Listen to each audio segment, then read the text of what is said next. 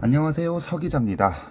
이번에는 내년 특례시로 출범하는 도내 3개의 시가 어떤 준비를 하고 있는지 살펴보겠습니다. 우선 지난 특례시가 무엇인가 편 이후로 정정해야 될 부분이 생겼습니다. 지난 편에 제가 특례시가 되면 공무원의 수와 시의원, 국회의원의 수가 늘어난다, 이렇게 말씀을 해드렸는데 이것은 잘못된 표현으로 봐야 될 것 같습니다. 엄밀히 말하면 시의 권한이 늘어나는 만큼 공무원과 시의원의 수가 늘어나야 한다, 이렇게 주장하는 과정에서 전달 오류가 있었던 것 같습니다. 취재 과정에서 해당 부분에 대한 지적이 있어서 정정해드립니다. 죄송합니다. 이런 표현들에 대해 조금 더 주의해서 전달드리도록 하겠습니다. 기존에는 수원시와 용인시, 고양시가 각각 어떠한 고유한 정책을 추진하는지 알려드리려고 했는데 이 부분이 조금 애매합니다.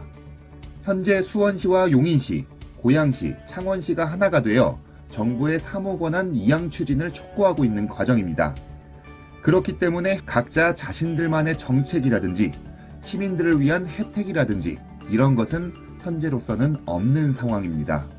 또 댓글로 한방인생사나이님께서 특례시가 되면 주민들의 세금이 늘어나는 것 아니냐, 이런 우려 섞인 말씀도 해주셨습니다. 이 부분도 확인을 했습니다.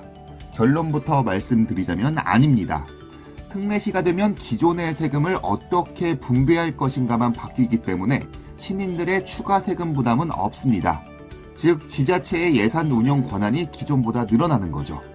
앞으로도 궁금하신 점이나 댓글을 많이 남겨주시면 팩트체크, 취재해서 알려드리도록 하겠습니다. 본론으로 들어가서 조금 더 구체적으로 특례시가 되면 어떤 것들이 바뀌는 것인지에 대해 알아보겠습니다. 현재는 4개의 시가 같이 추진하고 있는 과정이기 때문에 다른 시군도 차별점이 크지 않다고 판단해 수원시를 예시로 말씀드리겠습니다. 일단 현재는 이런 표현이 맞는지 모르겠지만 특례시라는 명칭만 있는 상태입니다. 수원시와 수원 특례시를 비교해도 사실 큰 변화가 없다고 판단돼요. 그래서 앞으로 풀어야 할 숙제가 상당히 많은데요.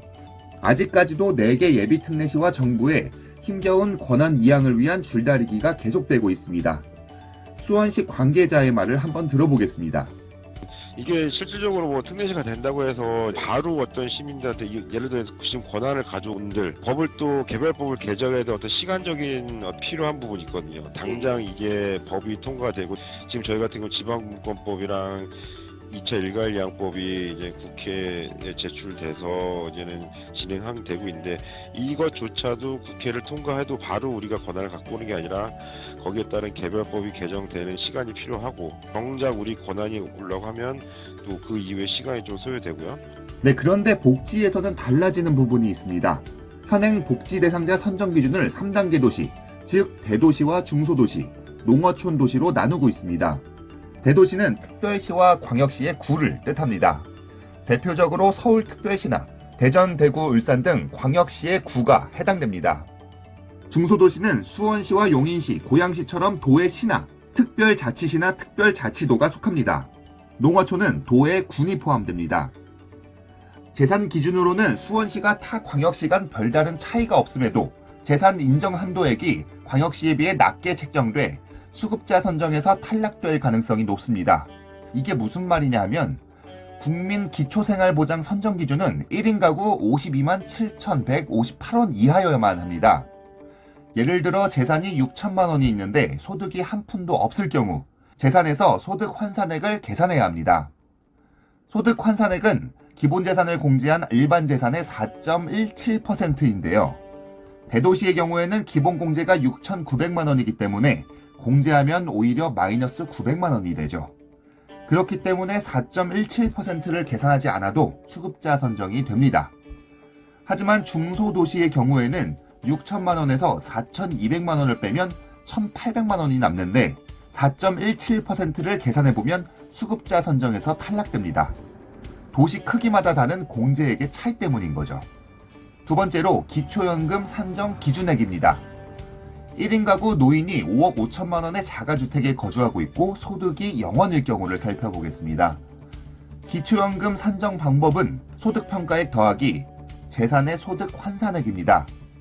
예시로 들었던 1인 가구 노인의 경우에는 소득이 없다고 가정을 했기 때문에 재산의 소득 환산액만 계산하면 됩니다. 즉 일반 재산에서 기본 재산액을 빼고 여기에 소득 환산율 4%를 곱합니다. 그리고 이것을 12개월로 나누면 됩니다. 대도시의 경우에는 산정 기준액이 1억 3,500만 원이기 때문에 부동산 재산인 5억 5천만 원 중 3,500만 원을 뺀 값에서 계산을 해보면 소득 환산액이 138만 원 정도 나옵니다. 중소도시는 155만 원이 나오는데 기초연금 선정 기준이 148만 원 이하이기 때문에 대도시는 적합, 중소도시는 부적합이 나오게 됩니다. 하지만 다른 부분에 있어서는 1월 13일 특례시 출범 이후에도 아직 뚜렷하게 바뀌는 것이 없습니다. 앞으로 도내 3개시가 특례시로 출범해 특례시에 준하는 행정, 재정적 권한을 부여받는 만큼 경기도민들은 많은 자부심도 느껴야 하고 관심도 가져야 합니다. 그래야 특별시만의 맞춤형 행정, 복지 서비스를 누릴 수 있고 자치 행정력을 강화할 수 있는 거죠.